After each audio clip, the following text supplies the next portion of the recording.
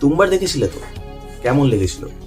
আশা করি ভালো লেগেছিল, কারণ রিলিজের পরে থিয়েটারে ফ্লপ হলেও এটা পরবর্তীকালে একটা কাল্ট ক্লাসিক মুভি হিসাবে উঠে এসেছে ইন্ডিয়ান সিনেমায়।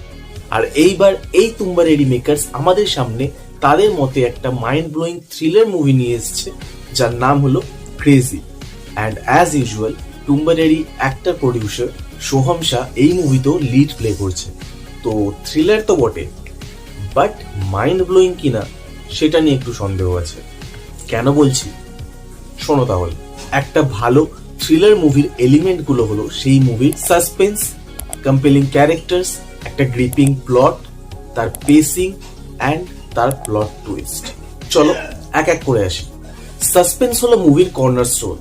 একটা ভালো থ্রিলার তার সাসপেন্সের থ্রু মুভির অ্যারাউন্ড একটা টেনশন বিল্ড করে, আর আমরা অ্যাজ অডিয়েন্স ভাবতে বাধ্য হই এর পরের সিনে কি হতে চলেছে।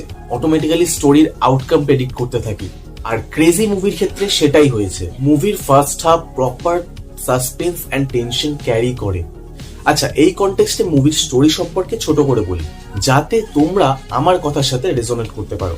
চাপ নিও না, স্পয়লার দিয়ে তোমাদের মুভি দেখার এক্সপিরিয়েন্সকে খারাপ করবো না। আচ্ছা, মুভির প্লট কিন্তু ভীষণ সিম্পল। সোহম শাহ একে অভিমন্যু সুদ, যে কিনা একজন বেস্ট সার্জন, যার ডটার হঠাৎ করে কিডন্যাপ হয়ে যায়।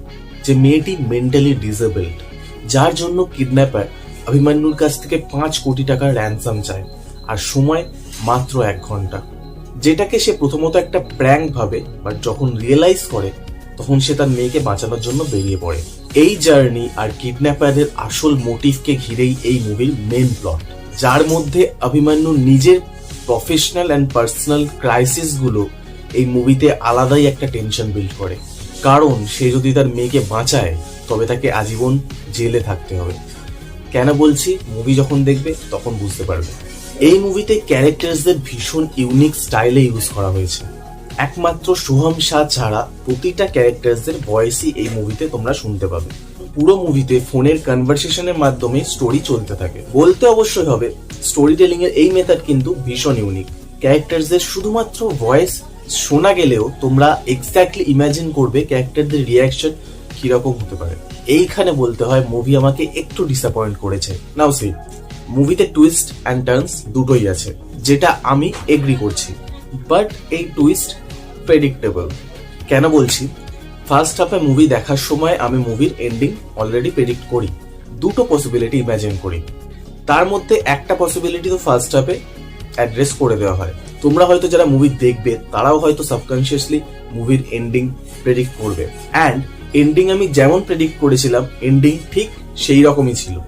তাই প্লট টুইস্টের ক্ষেত্রে এই মুভি আমাকে সারপ্রাইজ করতে পারেনি।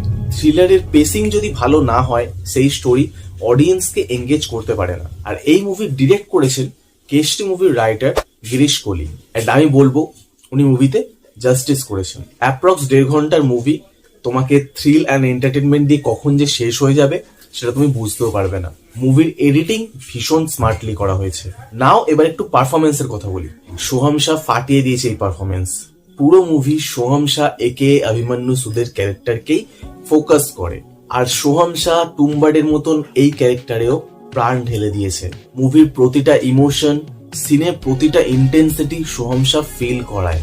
আনডাউটেবলি এটা ওনার one of the greatest performance. তো ক্রেজি মুভিকে আমি মাইন্ড ব্লোয়িং থ্রিলার তো বলবো না, বাট বলিউডের ওয়ান অফ দ্য বেস্ট থ্রিলারদের মধ্যে এটা অবশ্যই কাউন্ট হবে। তাই ডিসিশন তোমার, কিন্তু আমি বলবো তুম্বাড থিয়েটারে দেখতে পারোনি, এইবার এই মুভিটা থিয়েটারে এনজয় করো, আশা করি ডিসঅ্যাপয়েন্ট হবে না। নাও উইথ দ্যাট বিং সেড, ভিডিওটা এখানে এন্ড করছি। আর যদি চ্যানেলে নতুন হয়ে থাকো তো সাবস্ক্রাইব করে নিও। চলো আজকের জন্য এটুকুই।